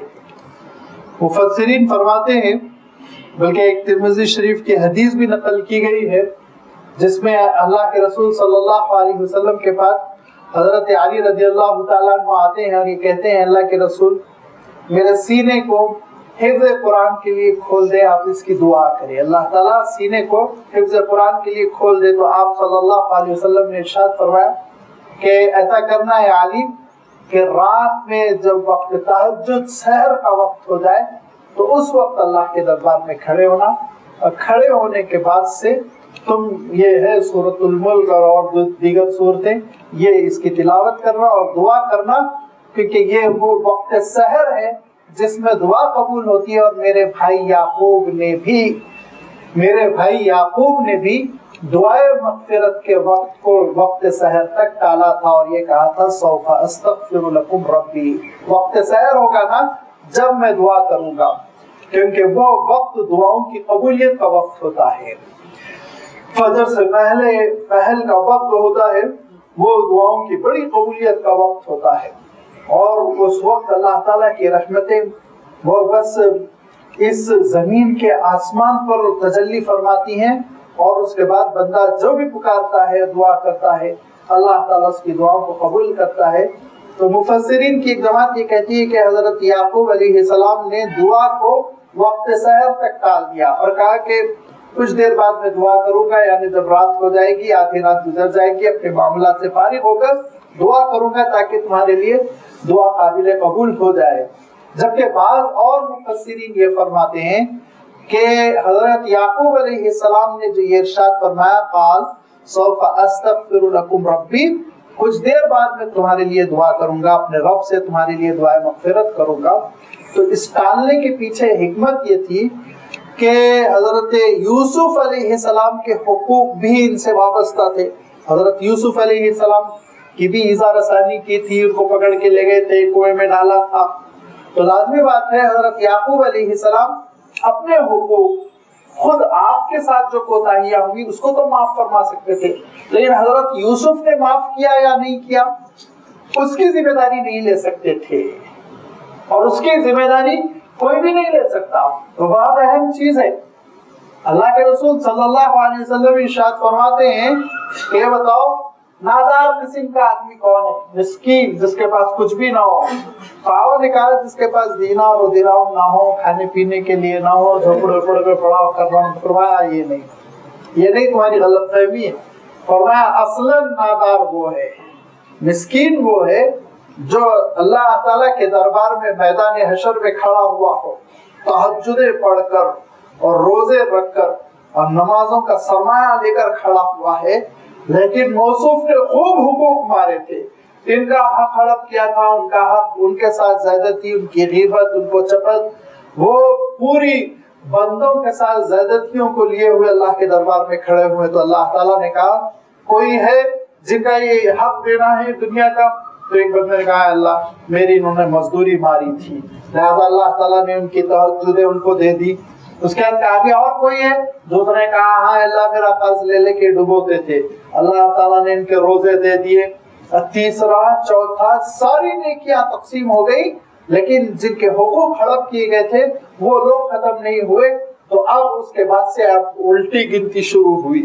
الٹی گنتی کیسے شروع ہوئی؟ آپ صلی اللہ علیہ وسلم ارشاد فرماتے ہیں کہ ابھی اور لوگ کھڑے ہوئے اور اپنے اپنے حقوق کا دعویٰ کر رہے ہیں، تو اب ان کے گناہ لے کر یہ صاحب کے نام اعمال میں لکھے جائیں گے، لہذا ان کا گناہ، ان کا گناہ، ان کی چوری کا گناہ، ان کی غیبت کا بگڑ جائے گا نام اعمال، پھر وہ جہنم میں پھینک دیے جائیں گے۔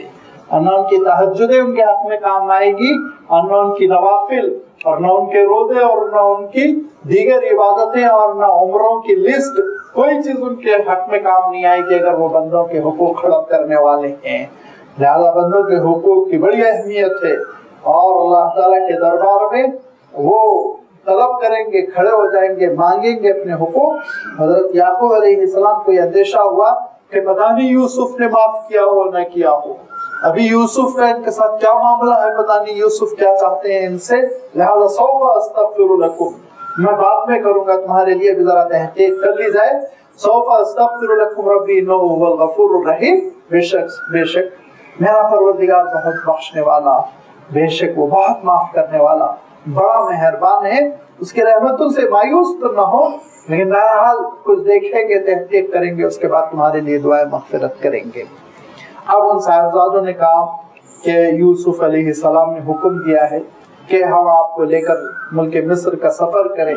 چنانچہ حضرت یوسف علیہ السلام کے حکم کی تعمیل میں اور حضرت یوسف علیہ السلام کی خواہش کے مطابق حضرت یعقوب علیہ السلام اور حضرت یعقوب علیہ السلام کی جو اہلیہ محترمہ اس وقت بقید حیات تھی ان کو لے کر یہ پورا قافلہ جب چلا تو کہتے ہیں یہ لوگ 83 لوگ تھے، 83 کا قافلہ تھا، اور جب یہی لوگ حضرت موسیٰ علیہ السلام کے ساتھ واپس نکلے تو 6 لاکھ تھے۔ ابھی تو حضرت یوسف علیہ السلام کے زمانے میں مصر آئے اور صدیوں بسے رہے، پھر حضرت یوسف علیہ السلام کی تعلیمات چھوڑ دی، بگڑتے چلے گئے، یہاں تک کہ اللہ تعالیٰ نے حضرت موسیٰ علیہ السلام کو مبعوث فرمایا اور حضرت موسیٰ علیہ السلام کو ہجرت کا حکم ہوا، اور جب حضرت موسیٰ علیہ السلام ان کو لے کر نکلے تو ان کی آبادی 6 لاکھ ہو چکی تھی، اتنی اللہ تعالیٰ نے برکت دی۔ اب فلما دخلوا علی یوسف آویٰ الیہ ابویہ، جب वो मिस्र में हजरत यूसुफ अलैहिस्सलाम के पास दाखिल होने लगे, आवा इलैहि अबवैहि, अपने वालिदैन के साथ तो हजरत यूसुफ अलैहिस्सलाम ने बहुत ही उसने सलूक किया, तो फौरन उनको तख्त पर बिठाया और बाहर निकल आए और सरहद के बाहर इस्तकबाल किया और कहा वकालत खुलू मिस्र इंशाअल्लाह आमीनीन, कि मिस्र में दाखिल हो जाए अल्लाह की मशीयत और उसके हुक्म के साथ, पूरे अमन के साथ, पूरे इत्मीनान के साथ। वरफ़ा अबवैहि अलल अर्श, और अपने वालिदैन को ऊंचे तख्त पे बिठाया पूरे एजाज के साथ। हजरत याकूब अलैहिस्सलाम उनके अहलिए मोहतरमा, और चूंकि हजरत याकूब अलैहिस्सलाम की अहलिए मोहतरमा जो थी वो हजरत यूसुफ अलैहिस्सलाम की खाला थी, इसीलिए लाज़मी बात है वो यूं भी माँ के हुक्म में है, कोई मसला नहीं, और दोहरा रिश्ता कि वो खाला है। जब हजरत यूसुफ अलैहिस्सलाम की वालदा वफात पा गई हजरत बिन्यामीन की पैदाइश के चंद ही दिनों के बाद, तो हजरत याकूब अलैहिस्सलाम ने उन्हीं की छोटी बहन लैया से फिर आपने निकाह फरमाया था। इस तरह से हजरत याकूब अलैहिस्सलाम की ख्वाहिश ये थी कि ये छोटे छोटे जो बच्चे हैं, लाजमी बात है जो खाला होंगी वो ज्यादा शफकत करेंगी, ख्याल रखेंगी इन बच्चों का, इसीलिए आपने ये निकाह फरमाया था। इन्हीं दोनों के लिए अल्लाह ताला इरशाद फरमाता है अबवैहि, अपने वालिदैन को, अपने वालिद और वालिदा को हजरत यूसुफ अलैहिस्सलाम ने बुलंद मकाम इनायत फरमाया और एक ऊंची जगह, एक ऊंचे मसनद पर उन दोनों को बिठाया। वखर्रू लहू सुज्जदा, उसके बाद सब के सब झुक पड़े और एक सजदे ताज़ीमी बजा लाया। एक हदीस में यह मजमून आता है कि पिछली उम्मतों में जो रिवाज था झुकने का, झुककर ताज़ीम करने का, वो इस शरीयत में खत्म कर दिया गया। अल्लाह के रसूल सल्लल्लाहु अलैहि वसल्लम इरशाद फरमाते हैं अल्लाह ताला ने तुम्हारे साथ ये मामला फरमाया कि एक ऐसी रस्म जिसकी कोई हकीकत नहीं थी उसको खत्म करके परवरदिगार ने तुमको जन्नतियों का एक लफ्ज इनायत फरमाया कि मुलाकात के वक्त तुम उससे एक दूसरे का इस्तेकबाल करो, एक दूसरे को ग्रीटिंग करो, और वो क्या है अस्सलामु अलैकुम व रहमतुल्लाह। जन्नतियों का लफ्ज है जो जन्नत में एक दूसरे से मिलते वक्त जन्नत वाले इस्तेमाल करेंगे। अल्लाह ताला ने इस उम्मत का ये एजाज फरमाया, इस उम्मत के साथ ये खास मामला फरमाया कि दुनिया ही में अल्लाह ताला ने ये लफ्ज इनायत फरमा दिया, दुनिया में आपस में एक दूसरे की मुलाकात के मौके पर ये लफ्ज इस्तेमाल करो, झुकने उकने की कोशिश न करो, मना फरमाया आप सल्लल्लाहु अलैहि वसल्लम ने। हजरत सलमान फारसी रदियल्लाहु ताला अन्हु कहते हैं अल्लाह के रसूल में ईरान में था ना, आजम में, तो मैं देखता था बादशाह आदेशा आते सब रुकू में पड़ जाया करते थे, झुक जाया करते थे। तो फरमाया सलमान तुम मेरे साथ क्या करोगे? ये फरमाया तुम मेरे साथ क्या करोगे? तो हजरत सलमान फारसी रदियल्लाहु ताला अन्हु अब अल्लाह के रसूल सल्लल्लाहु अलैहि वसल्लम की सोहबत पा चुके हैं और सहाबी रसूल हो चुके हैं, तो दीन का तो पूरा शऊर आ गया। तो कहा अल्लाह के रसूल मैं तो नहीं झुकूंगा। कहा शाबाश, शाबाश, किसी के लिए न झुकना सलमान, ताजीम में झुकना आजमियों का अंदाज है, ये अल्लाह ताला को पसंद नहीं है, लिहाजा ये तुम इस किस्म की खुराफात को हरगिज ना अपनाओ। अल्लाह ताला ने इन सारी चीजों को मनसूख कर दिया और आप सल्लल्लाहु अलैहि वसल्लम की शरीयत पे आप सल्लल्लाहु अलैहि वसल्लम ने फरमाया सलाम है और फरमाया मुसाफा करो, इससे तुम्हारे दिल करीब होंगे, और सफर से वापसी हो तो मुआनका करो, इससे अल्लाह ताला दिलों में कुर्बत देगा। आप सल्लल्लाहु अलैहि वसल्लम इरशाद फरमाते थे कि देखो तुम उस वक्त तक जन्नत में दाखिल नहीं हो सकते जब तक के अहले ईमान से मोहब्बत न कर लो। ईमान वाले एक दूसरे से मोहब्बत करें, उस वक्त तक तुम जन्नत में दाखिल नहीं हो सकते, और उस वक्त तक आपस में एक दूसरे से मोहब्बत नहीं हो सकती जब तक कि एक दूसरे को सलाम कर लिया करो। एक दूसरे को सलाम किया करोगे इंशाअल्लाह अल्लाह ताला दिल में मोहब्बत पैदा कर देगा। हम लोगों ने सलाम छोड़ दिया, इशारों पर काम चलाने लगे और झुक झुक के कदमबोसी अर्ज करने लगे, तो हो ये गया जाहिर में तो मिलने की ये कैफियत है, लेकिन दिल टूटे हुए हैं, जुदा है, दिल जुदा है, दूरियां हैं, अंदर से दूरियां हैं, जाहिर से कुर्बतें हैं। जब इंशाअल्लाह सुन्नत पर तरतीब आ जाएगी और वही लफ्ज जो जन्नत से हमारे लिए भेजा गया वो इस्तेमाल करेंगे, इंशाअल्लाह दिलों में कुर्बतें पैदा होंगी। चुनाचे ये जो पिछले जमाने में बादशाहों और रुसा اور بڑوں کو سجدے تعظیم کیا جاتا تھا، اس کو منسوخ کر دیا گیا، اس شریعت میں حرام کر دیا گیا۔ حضرت شاہ مجدد الفسانی رحمت اللہ علیہ اسی ایک مسئلے پر 18 مہینے جیل میں رہے، 18 مہینے جیل میں رہے۔ جب ان سے کہا گیا کہ یہ جہانگیر ہے، بادشاہ ہے، اور سجدہ تعظیم آپ کو کرنا ہے، تو کہا میں کسی کے آگے سجدہ کرنے والا نہیں ہوں گے، ذل سبحانی ول سبحانی، میں تو ان کو سجدہ نہیں کرنے والا۔ کہا اچھا، یہ گستاخی کرتے ہیں اور مملکت کا رسم، مملکت کی جو رسم ہے وہ بجا نہیں لاتے، ان کو جیل میں ڈال دیا جیل میں۔ لیکن حضرت شاہ مجدد الفسانی رحمت اللہ علیہ نے انکار کیا، کھل کے انکار کیا۔ اس سے پتہ چلا کہ یہ فعل کتنا ناپسندیدہ ہے کہ اس کے مقابلے میں حضرت مجدد الفسانی جیسے مشائخ میں جو سر خیل ہیں، انہوں نے جیل کو گوارا کیا، لیکن بادشاہ کو سجدہ تعظیم کرنا گوارا نہیں کیا۔ لیکن بہرحال پچھلی شریعتوں میں گنجائش تھی، اسی لیے اور یہ بھی صاف کہا گیا کہ یہ لفظ سجدہ یہاں پہ لفظی معنوں میں ہے، اصطلاحی معنوں میں نہیں ہے۔ لفظی معنوں میں کیا ہوتا ہے؟ لفظی معنوں میں جھک جانا، اصطلاحی معنوں میں وہ سجدہ جو ہم کرتے ہیں نماز میں۔ تو یہ تو شریعت اسلامی کی اصطلاح ہے۔ پچھلے زمانے میں صرف جھک جانے کے لیے بھی لفظ سجدہ استعمال کیا جاتا تھا، لہذا وَخَرُّوا لَهُ سُجَّدًا، وہ حضرت یوسف علیہ السلام کے لیے سجدہ ریز ہوئے، بس سجدہ کرنا تھا کہ حضرت یوسف علیہ السلام کو 40 سال پہلے کا وہ منظر یاد آیا جس میں انہوں نے خواب دیکھا تھا اور اپنے والد سے بیان کیا تھا، کہا تھا انی رأیت 11 کوكبا والشمس والقمر رأیتهم لی ساجدین، کہ قال یا ابتی هذا تأویل رؤیایا من قبل، اے ابا یہ وہی خواب ہے نا جو 40 سال پہلے میں دیکھا تھا، آج اللہ تعالیٰ نے اس کی تعبیر پوری کر دی۔ قد جعلها ربی حقا، میرے پروردگار نے اس خواب کو پورا کر دیا، اور وہ تعبیر جو اس وقت سمجھ میں نہیں آ رہی تھی آج مجھے سمجھ میں آ گئی۔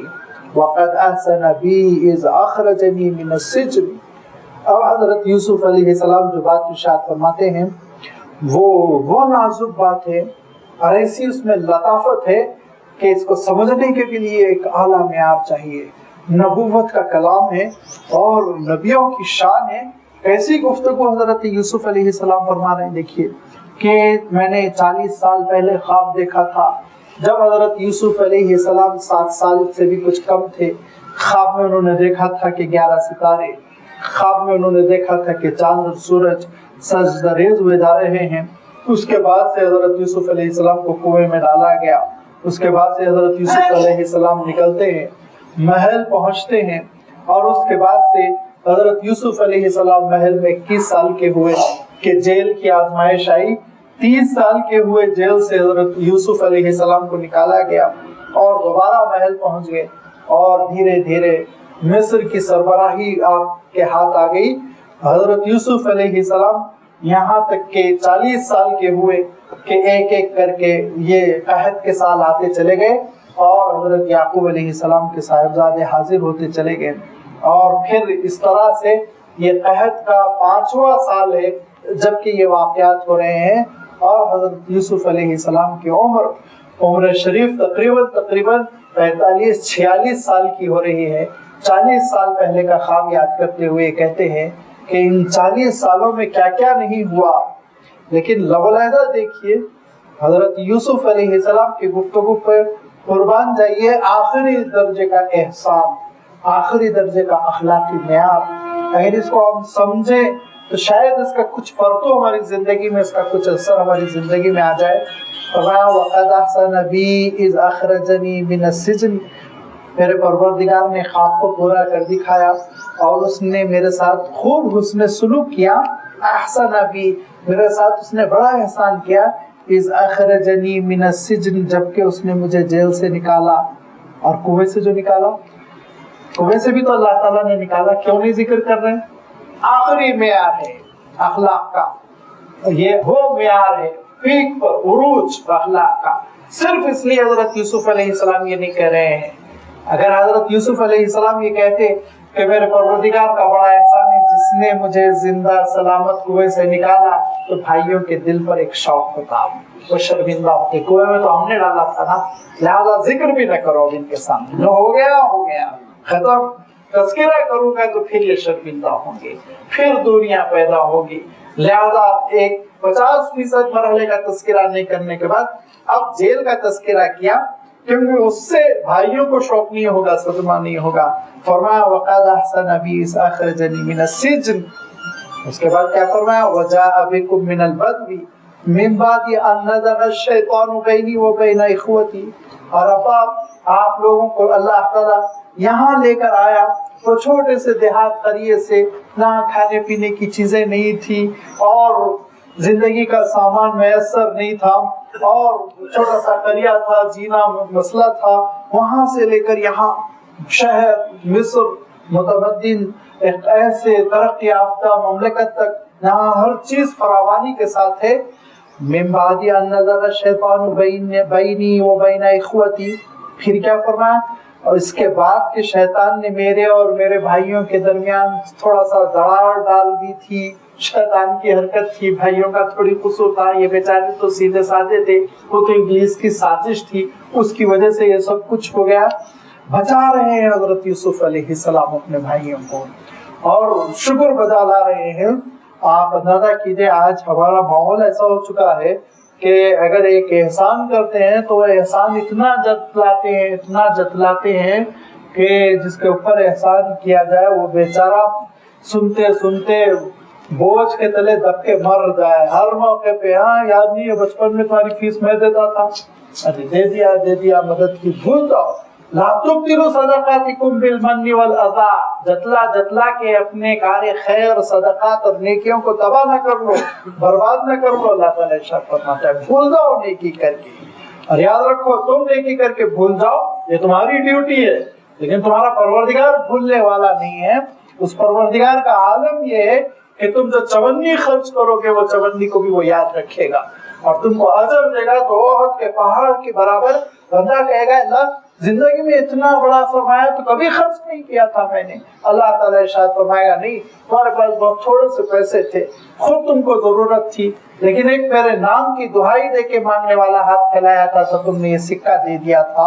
और लाजमी बात है तुम्हारी नीयत अच्छी थी, तुम्हारा जज्बा अच्छा था और सिचुएशन ऐसी थी कि तुमको खुद जरूरत थी, तो मैंने इसको कबूल किया, इसको पाल पोस के मैंने इतनी तरक्की दी कि अब लो पहाड़ की शक्ल में उसका अजर लो। तुम भूल जाओ, लेकिन अल्लाह ताला हरगिज नहीं भूलेगा। एहसान न जतलाओ, बार बार उसका तस्करा न करो और जिक्र कर कर के ऐसा ना हो कि जिसके ऊपर एहसान किया था वो बेचारा हमारे शर्मिंदगी के मजलिसों ही में आना छोड़ दे, ऐसा हरगिज न करो। शातुना हजरत यूसुफ अलैहिस्सलाम ने जो कि आप लोग देहात से और छोटी सी बस्ती से आज यहाँ तशरीफ ले आए, अल्लाह के हुक्म से मौला ने, अल्लाह ताला ने हमारे साथ ये खैर का मामला किया। बीच में शैतान ने कुछ दूरियां डाल दी थी, अल्लाह ताला ने खत्म कर दी। मिलकर रहेंगे, मोहब्बत के साथ रहेंगे। और ये इस्लाम का मिजाज है कि पुराने जो गुनाह हो गए उनका तस्करा ही नहीं होना चाहिए, खत्म। अब अल्लाह ताला जब माफ करने पर कादिर है तो बंदे क्यों याद रखे उसको, ज्यादा भुला देना चाहिए। अब हमारे दरमियान कोई पिछली गलतियों को उस पर तौबा करके माफी मांग के जी रहा है तो उसको जीने दे नॉर्मल इंसान की तरह। वक्त बेवक्त ताना देना, याद दिलाना, बसा औकात तो इतना याद दिलाते कि इंसान की तबीयत बिगड़ जाती, दोबारा उस गुनाह की तरफ वो माइल हो जाता है।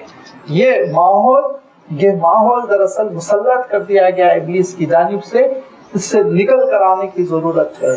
अल्लाह के रसूल सल्लल्लाहु अलैहि वसल्लम के दरबार में वो लोग भी आते थे जो अल्लाह के रसूल सल्लल्लाहु अलैहि वसल्लम पर हाथ उठाने की जुर्रत कर चुके हैं, लेकिन कभी कोई पुरानी बात का तस्करा नहीं।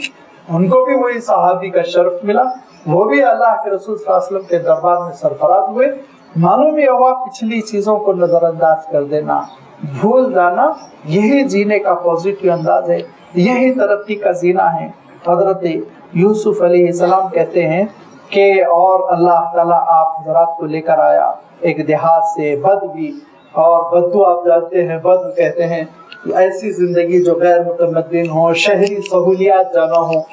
लिहाजा वहाँ से अल्लाह ताला आप लोगों को यहाँ लाया। उसके बाद जबकि शैतान ने कुछ हमारे और हमारे भाइयों के दरमियान दूरी डाल दी थी, सब खत्म हो चुका है। इन्ना रब्बी लतीफुल लिमा यशा। फरमाया कि परवरदिगार جو ارادہ فرماتا ہے اس کے لیے بہت ہی لطیف انداز میں وہ حالات اختیار فرماتا ہے. انسان نہیں سمجھ سکتا کس غیر محسوس طریقے سے اللہ تعالیٰ حالات تبدیل فرماتا ہے. وہ بہت لطیف ہے. لفظ لطیف کا ترجمہ ہی ممکن نہیں ہے اردو زبان، اور شاید میری تو انگریزی اتنی اچھی نہیں ہے، آپ حضرات گواہی دیں کہ انگریزی بھی انگلش بھی اس میں ساتھ نہیں دیتی کہ ہم لطیف کا ترجمہ کر سکے. سافٹنس، ایسی لطافت جس کو انسان محسوس ہی نہ کر سکے، بہت ہی نرمی کے ساتھ، بہت ہی غیر محسوس طریقے سے، اور بڑے دبے پاؤں اللہ کے فیصلے نافذ ہوتے چلے جاتے ہیں جس کو انسان محسوس ہی نہیں کرتا. انہ هو العلیم، کیونکہ بہت علم والا ہے. الحکیم، بہت حکمت والا ہے. بڑی حکمتوں کے ساتھ وہ اپنے فیصلوں کو نافذ کرتا ہے. حضرت یعقوب علیہ السلام اپنے پورے اہل و عیال کے ساتھ، جیسے کہ میں نے ابھی عرض کیا کہ روایتوں میں، تاریخ کی روایتوں میں آتا ہے کہ 85 لوگ تھے، 83 لوگ تھے، بلکہ اور بھی زیادہ کچھ فگر آتا ہے. سب کے ساتھ اب الحمدللہ ملک مصر میں رہنے لگے. بڑی عزت، بڑی محبت، اور یہ بڑے اللہ کے بہت ہی عبادت گزار قسم کے بندے، دنیا سے کچھ لینا دینا نہیں. جب آپس میں کوئی جھگڑا ہوتا مصر والے دوڑ کے آتے اور یہ کہتے کہ خاندان یوسف کا جو فیصلہ کرے گا وہی فیصلہ ہم نافذ کریں گے. اتنی محبتوں کے ساتھ یہ رہنے لگے، یہاں تک کہ حضرت یعقوب علیہ السلام کی عمر 130 سال ہو گئی.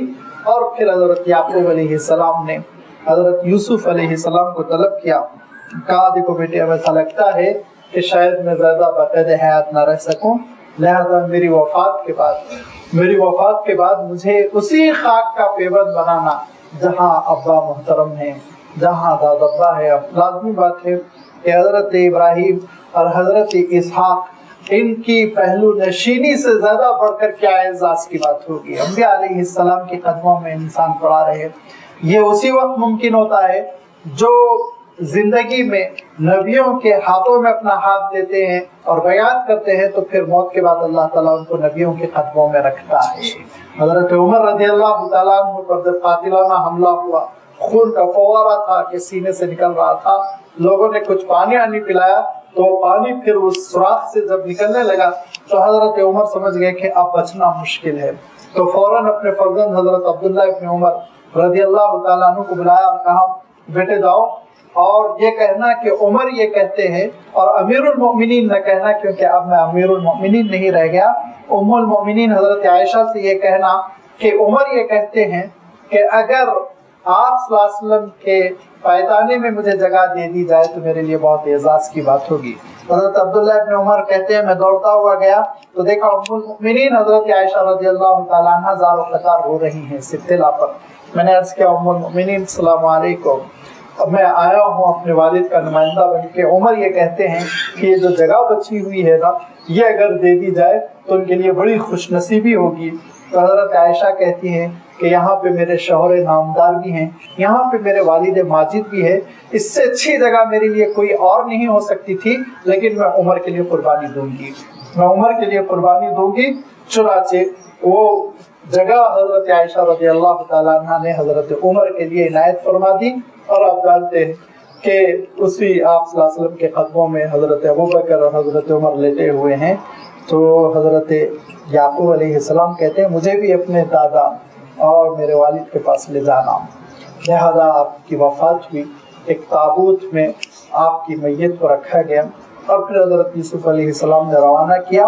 اور وہی جس کو الخلیل آج کہتے ہیں، وہیں پر یہ تینوں قبریں ہیں، حضرت ابراہیم کی، حضرت اسحاق کی اور حضرت یعقوب علیہ السلام کی.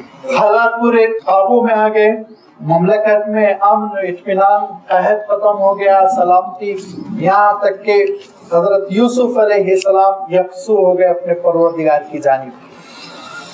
اللہ کے رسول صلی اللہ علیہ وسلم مکہ مکرمہ کا فتح ہو گیا، مکہ مکرمہ، اور اس کے بعد سے حالات پورے قابو میں آ گئے. اب عالم یہ ہے کہ عرب کے بڑے بڑے قبیلے انتظار کر رہے تھے مکہ کس کے کنٹرول میں، حرم شریف کی تولیت کس کے قابو میں ہوتی ہے دیکھنا ہے. قریش کے قابو میں ہوتی ہے تو قریش اہل حق ہے، اور محمد صلی اللہ علیہ وسلم کے قابو میں آتی ہے تو پھر محمد حق پر ہے. جب فتح مکہ ہو گیا سن 8 ہجری رمضان المبارک میں، تو پھر بڑے بڑے قبیلے اب مدینہ منورہ آنے لگے. اب تک تو لوگ آتے تھے 3 4 5 6، اب آ رہے ہیں 800 900 1000 1200. مدینہ منورہ کے میدان بھر جاتے تھے اور اسلام قبول کرتے تھے. اور اسلام ہے کہ تیزی سے اب قبول کیا جا رہا ہے اجتماعی طور پر. جب مشن اور آخری نبوت اور رسالت کے مشن کی تکمیل ہو گئی تو اللہ تعالیٰ ارشاد فرماتا ہے کہ نبی اب آپ کا کام پورا ہو چکا ہے. اذا جاء نصر اللہ والفتح، اب آپ جب کہ اللہ کی مدد کو دیکھ چکے ہیں، اب مکہ فتح ہو چکا ہے. ورأیت الناس، اور آپ نے یہ دیکھ لیا لوگوں کو، یدخلون فی دین اللہ افواجا، فوج کی فوج ہے کہ اللہ کے دین میں داخل ہو رہی ہے. تو اے نبی اب آپ کو کیا کرنا ہے؟ فسبح بحمد ربک واستغفر، اب اللہ کے دربار میں کھڑے ہو کے استغفار کیجئے. انہ کان توابا، اسی کے پاس اب آپ کو لوٹ کر جانا ہے. رو پڑے حضرت ابوبکر صدیق. جیسے ہی حضور نے فرمایا کہ مجھ پر یہ آیت آج رات نازل ہوئی، رونے لگے. لوگوں نے کہا کہ اس میں تو فتح مکہ کی خوشخبری مدد کی خبر دی گئی، آپ کیوں رو رہے ہیں؟ کہا کہ نہیں، تم لوگ جس طرح سے تفسیر کرتے ہو محسوس کرتے ہو اس طرح سے میں نہیں. اس میں اب اللہ تعالیٰ نے اپنے نبی سے خطاب کر کے کہا کہ اب آئیے، اب کھڑے ہو جائیے ہمارے دربار میں، دھیرے دھیرے اب آپ کو لوٹ کر ہمارے طرف آنا ہے. لہذا اس میں آپ صلی اللہ علیہ وسلم کے وفات کی خبر ہے. حضرت یوسف علیہ السلام جب دین کا پورا غلبہ ہو گیا اور ملک مصر پر اسلام کا، ابراہیم علیہ السلام کی دعوت کا غلبہ ہو گیا. لازمی بات ہے حضرت ابراہیم علیہ السلام کی دعوت کیا تھی؟ اسلام. جب وہ اسلام جو حضرت ابراہیم علیہ السلام لے کر آئے تھے وہ شریعت پوری جاری ہو گئی، اور حضرت یوسف علیہ السلام نے محسوس کیا کہ اب دھیرے دھیرے میرا مشن پورا ہو رہا ہے. تو اللہ کے دربار میں کھڑے ہو کر کہنے لگے ربی قد آتیتنی من الملک، مولا آپ نے بہت بڑی مملکت عنایت فرمائی، سلطنت آپ نے دے دی، اللہ آپ کا احسان ہے، اس پر آپ کا شکر. وعلمتنی من تأویل الاحادیث، ایسا علم ہے پروردگار تو نے عطا کیا جس کی وجہ سے عام واقعات خوابوں کی طرح میں پہنچ جاتا ہوں، وحی کی بنیاد پر میں پوری تعبیر بتلا دیتا ہوں. تو پروردگار فاطر السماوات والارض، آسمان بھی آپ کے پیدا کردہ، زمین بھی آپ کی پیدا کردہ، سب کے آپ تنے تنہا مالک، آپ خالق. انت ولی فی الدنیا والآخرہ، اللہ آپ میرا کام بنانے والے دنیا میں، آپ میرا کام بنانے والے آخرت میں، آپ میرے کارساز، آپ میرے حمایتی، آپ میرے مولا. لہذا اللہ یہ سب کچھ مل گیا، دنیا مل گئی، سلطنت مل گئی، حکومت مل گئی، بہت بڑی نعمت ہے، اس میں کوئی شک نہیں. لیکن اس سے بڑی نعمت نبوت مل گئی، رسالت مل گئی، تیرے دین کی خدمت مل گئی. یہ وہ منصب ملا جو میرے والد یعقوب کا تھا، میرے دادا اسحاق کا تھا، میرے پردادا ابراہیم خلیل اللہ کا تھا. اللہ یہ دو اتنی بڑی نعمتیں ملنے کے بعد ایک تیسری چیز ہے اللہ جس کے سلسلے میں مجھے گھبراہٹ ہوتی ہے. ایک تیسری چیز ہے جس کا میں تیرے دربار میں دست سوال دراز کرتا ہوں. اللہ اگر وہ چیز مل جائے تو پھر اطمینان، پھر ساری نعمتوں کی تکمیل. وہ کیا ہے؟ اللہ خاتمہ بالخیر، خاتمہ بالخیر. توفنی مسلمہ، اللہ اسلام پر وفات دیجیے. اللہ خاتمہ بالخیر فرمائیے. اگر خاتمہ بالخیر ہو گیا تو ساری نعمتیں، اور اگر خاتمہ انسان کا مشکوک ہو جائے تو ساری نعمتوں کو پانی پھر جائے. یہ انبیاء علیہ السلام کو ہمیشہ فکر ہوتی کہ بس اللہ تعالیٰ مقبولیت کے ساتھ اس دنیا سے اٹھائے. توفنی مسلمہ، اللہ اسلام پر وفات دیجیے، خاتمہ بالخیر ہو. کیسے اسلام پہ وفات ہوگی؟ جب اسلام پر زندگی ہوگی تو اسلام پہ وفات ہوگی. یہ میرے الفاظ نہیں، اللہ کے رسول صلی اللہ علیہ وسلم ارشاد فرماتے ہیں جیسے جیو گے ویسے اٹھائے جاؤ گے، جیسے جیو گے ویسے مرو گے، جیسے مرو گے ویسے اٹھائے جاؤ گے. اللہ کے دین کی محبت پر، اطاعت پر، فرما برداری پر، رسول کی محبت پر، رسول کے چہرے کے ساتھ، رسول کے لباس کے ساتھ، رسول کے انداز کے ساتھ زندگی بسر کرو گے، اسی انداز میں موت آئے گی، اسی انداز میں وفات ہوگی. میدان حشر میں کھڑے ہو جاؤ گے، اسی انداز میں کھڑے ہو جاؤ گے. وہی رسول کی سنت کے مطابق چہرہ، وہی لباس، وہی انداز. توفنی مسلمہ، جب حالت اسلام پر زندگی بسر ہوگی تو حالت اسلام پر وفات ہوگی. والحقنی بالصالحین، اللہ صالحین کے ساتھ میرا حشر فرمانا، نیکوکاروں کے ساتھ میرا حشر فرمانا، متقی اللہ تیرے پسندیدہ بندوں کی جو صف ہوگی اس صف میں مجھے کھڑے ہونے کا موقع عنایت فرمانا۔ کیا انکساری ہے حضرت یوسف علیہ السلام کی کہ حضرت یوسف علیہ السلام جو نبی زادے، نبی کے پوتے، نبی کے پرپوتے، اللہ کے رسول صلی اللہ علیہ وسلم سے پوچھا گیا کہ اللہ کے رسول بتائیے بہت اونچے درجے کا شریف کون ہے؟ تو فرمایا یوسف سے بڑھ کے کون ہو سکتے ہیں؟ کریم ابن کریم ابن کریم ابن کریم، کہ انتہائی شریف کا خود شریف، شریف کا بیٹا، شریف کا پوتا، شریف کا پرپوتا۔ تو یہ وہ یوسف علیہ السلام جن کے سلسلے میں اللہ کا کلام ناطق، اللہ کے رسولوں کی شہادت، لیکن وہ اپنے خاتمے کے سلسلے میں مطمئن نہیں، اور وہ اللہ کے دربار میں ہاتھ پھیلا کے خاتمہ بالخیر اور صالحین کے صف میں کھڑے ہونے کی تمنا کر رہا ہے۔ تو ہمارا اور آپ کا مقام کہاں ہے؟ کتنا ہم کو لرزہ بر اندام ہونا چاہیے، گھبراہٹ ہونی چاہیے اپنے خاتمے کی، کتنی فکر ہونی چاہیے، کتنی تڑپ ہونی چاہیے، ذرا ایک بار آپ غور کریں۔ اور لوگ غرے میں ہیں، لوگ غرے میں ہیں اپنی نسبتوں پر، لوگ دھوکے میں ہیں اپنے خاندانوں پر، لوگ دھوکے میں ہیں اپنے اعمال پر۔ کوئی چیز کام آنے والی نہیں سوائے اللہ کی رحمت، سوائے اللہ کی رحمت۔ پوری انکساری کے ساتھ، پوری بندگی اور عابدیت کے ساتھ اللہ کے دربار میں ہاتھ پھیلا کر یہ سوال کرتے رہے اس وقت تک جب تک کہ خاتمہ بالخیر نہ ہو جائے کہ اللہ وفات ہو تو اسلام پر، وفات ہو تو آپ کی فرما برداری پر، وفات ہو تو خاتمہ بالخیر کے ساتھ، اور جب کھڑے ہوں تو الحقنی بالصالحین، نبیوں کے خدموں میں، شہداء کے ساتھ، صالحین کے ساتھ، کیونکہ وہی صف وہ ہوگی جن کے ساتھ ایک تو یہ کہ ہلکا پھلکا حساب کا معاملہ ہوگا، جلدی حساب کتاب نمٹایا جائے گا، اور پھر فوراً جنت کی نعمتوں سے ان کو مالا مال کیا جائے گا۔